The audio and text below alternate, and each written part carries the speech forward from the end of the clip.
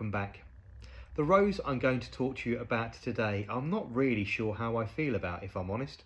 I've had it within my collection for some time and I have this love-hate relationship with it.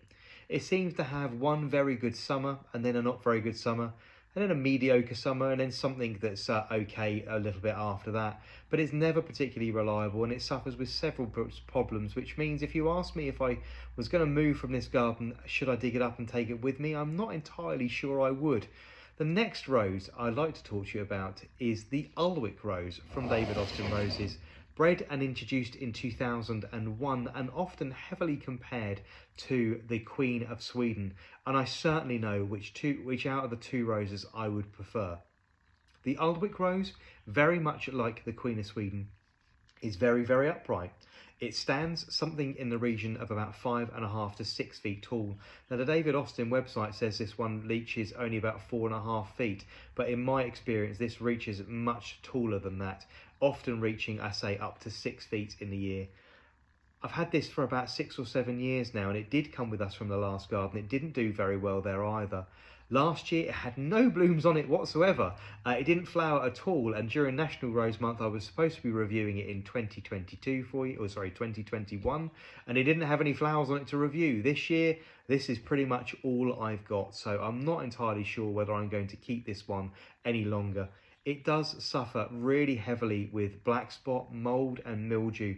The aphids seem to gravitate towards this plant. That in the last house and in this one, I'm not sure if it just lacks a little bit of vigour or if it's particularly tasty, but every single disease problem seems to radiate towards this particular bush. It has a very matte, actually, like if I turn the leaf over there, it's infested with spiders just there. So that just shows that everybody seems to gravitate towards the Alnwick rose, and it's not for the best of reasons, I'm afraid.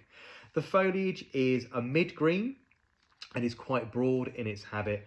The blooms are often described as peony-like, and I'm sorry, I'm really not getting it with this particular flower. It has produced ones in the past that are utterly beautiful, and I'm not picking up on any fragrance on this whatsoever. Again, the David Austin website says this has a strong and rich fragrance, but I've never managed to find it myself in all the years I've been growing it. It is also very, very spiky.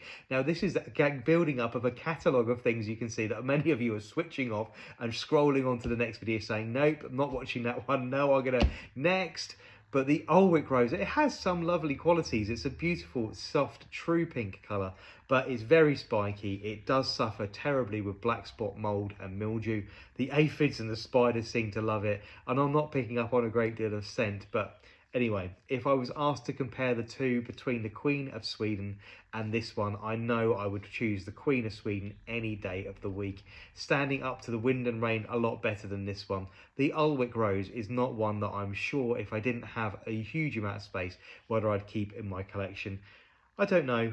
I don't know how you feel about it. I'd love to know if you have a distant difference of opinion on this particular one as well.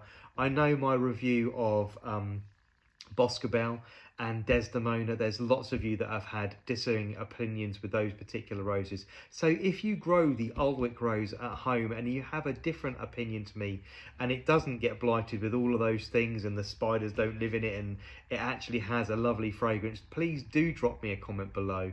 But I'm not sure I'll keep the Alnwick rose for very much longer. There are many more ones being introduced by David Austin, which I find even with 2,200 square metres, just over half an acre, I'm always under pressure for everything to work really hard, and I'm not entirely sure the Alnwick rose is going to stay with us for very much longer.